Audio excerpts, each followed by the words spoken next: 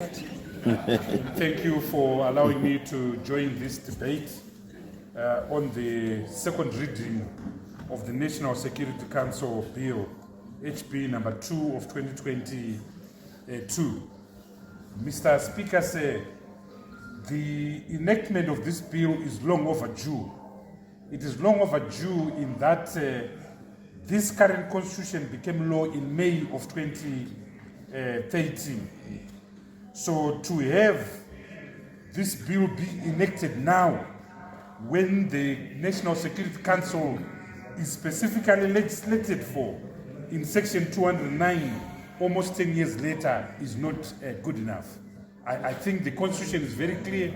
Section 324 of the Constitution makes it clear that constitutional obligations must be expeditiously be implemented. So that is my first point.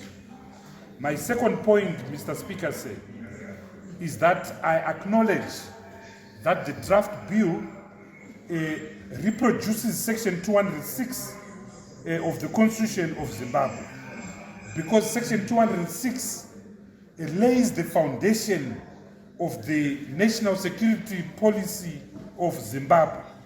And it says that at the heart and anchor of the National Security Council of the country is the fundamental rights and freedoms and the democratic values and principles enshrined in the Constitution and the rule of law. So 2 points are entrenched by the Constitution: that security is about fundamental rights and freedoms and democracy and the rule of law. That underpinning and that foundation is important, Mr. Speaker, because it recognizes the changing nature of security, which is little understood, with great respect. In the 40 years ago, the major national security threat to any country was a physical war. Right now, the world is witnessing a war between the Ukraine and Russia. But the world, since the Second World War, intrastate wars have become limited.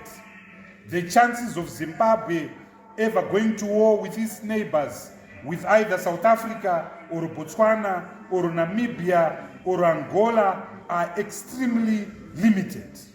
So the major source of national insecurity are actually domestic issues. Domestic issues have actually become the biggest source of instability. So, Mr. Speaker, if you look in the last 5 years, the biggest forms of instability in our country have included things that we don't control. The issue of COVID. COVID is a national security issue. The issue of floods and cyclones that we don't control. Those are major sources of insecurity. Third, and perhaps most importantly, is economic instability. Unemployment, the fact that 95% of our people are unemployed, is a source of national insecurity. The fact that 68% of all people in urban areas are living in rented housing is a source of national insecurity. The fact that our exchange rate is now 1,200 and someone keeps on saying Zvakarongeka is a source of instability, Mr. Speaker. The fact that 4 million Zimbabweans, 73% of our best people, are out in the diaspora is a source of instability, Mr. Speaker. So we must recognize the changing nature of national security. Therefore, and this is my proposal to the Minister, the composition of the national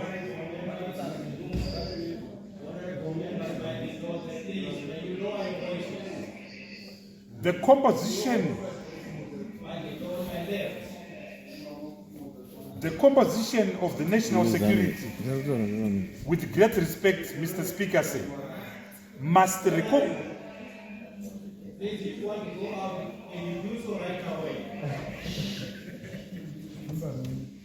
the composition of the National Council, the National Security Council, Mr. Speaker, must recognize these new change dynamics of national security. Therefore, it's not sufficient and good enough that your traditional security ministers must be the dominant members of the National Security Council.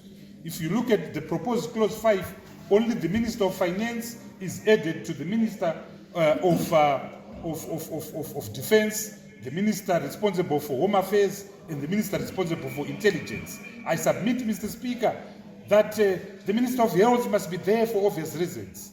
The Minister of Climate and Climate Change must be there for obvious reasons, because the biggest existential threat we face as a country is global warming, Mr. Speaker said.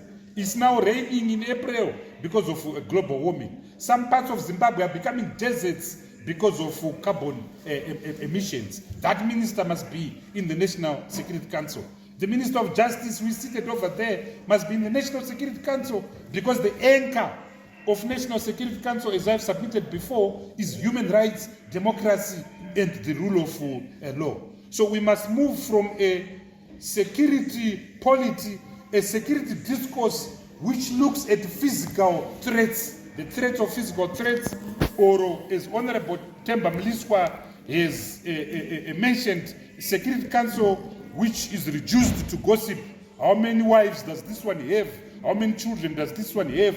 Whose girlfriend is that one? That is not national security, Mr. Speaker. We must incorporate these other threats that have evolved in recent times. The third point I want to make, Mr. Speaker, is the relationship between the National Security Council and the Joint Operations Committee, JOC. The Joint Operations is traditionally an operational issue. JOCs are